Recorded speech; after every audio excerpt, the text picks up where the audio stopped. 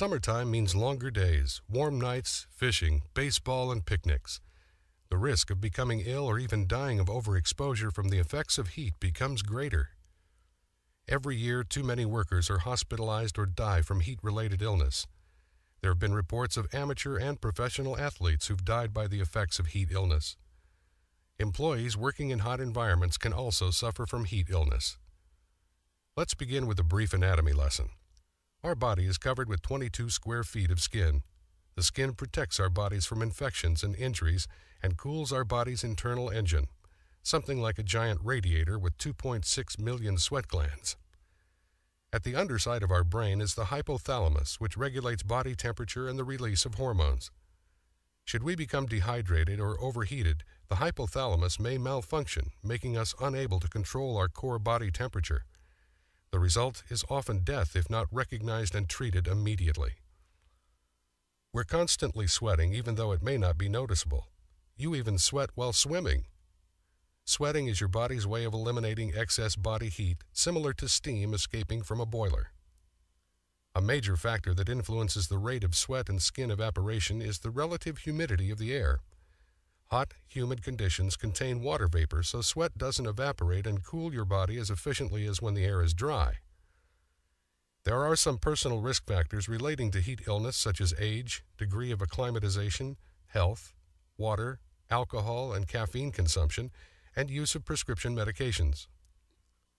When the temperature exceeds 80 degrees and the relative humidity approaches 20% to 40%, employers must take action to reduce the risk of heat illness. At temperatures above 90 degrees Fahrenheit, especially with heavy work, heat risk reduction needs to be a major concern. It's especially important to be vigilant during periods of abnormally high heat. Another study revealed that a significant number of auto accidents occurring after work during hot weather are due to the mental effects of heat stress. The effect on the body can be similar to those experienced by a driver under the influence of alcohol. The lesson here is the human body requires hydration in order for mental processes to function properly.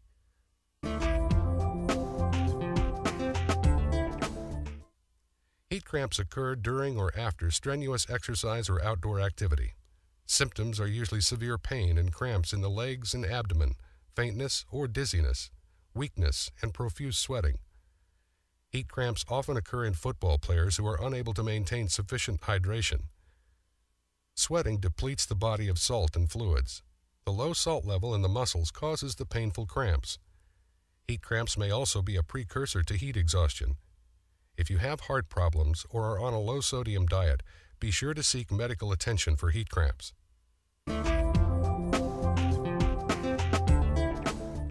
The following steps should be taken if there are symptoms of heat cramps. Stop all activity and sit quietly in a cool, shaded location.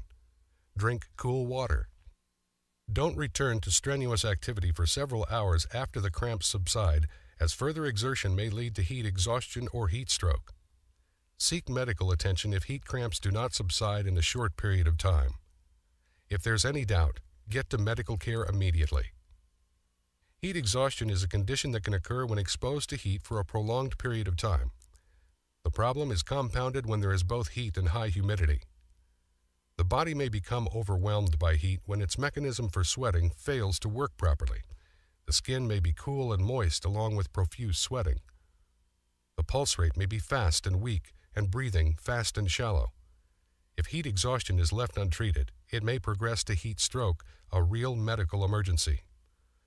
Always seek medical attention for anyone exhibiting these symptoms, as the progression to heat stroke may be imminent.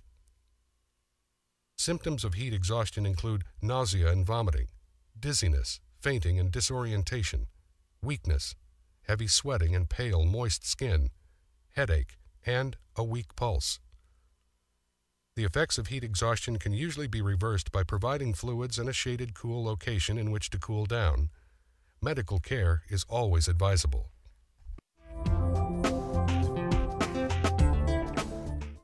First, it's important to get in the habit of drinking plenty of water constantly throughout the day. Drink cool water, rest in a shaded and/or air-conditioned area. Take a cool shower, bath, or otherwise cool the skin with water. Open any confining clothing to allow airflow and circulation. Heat stroke is the most serious heat-related illness. Heat stroke strikes suddenly and with little warning. Heat stroke is a major medical emergency that can result in death. Heat stroke occurs when the body becomes unable to control its temperature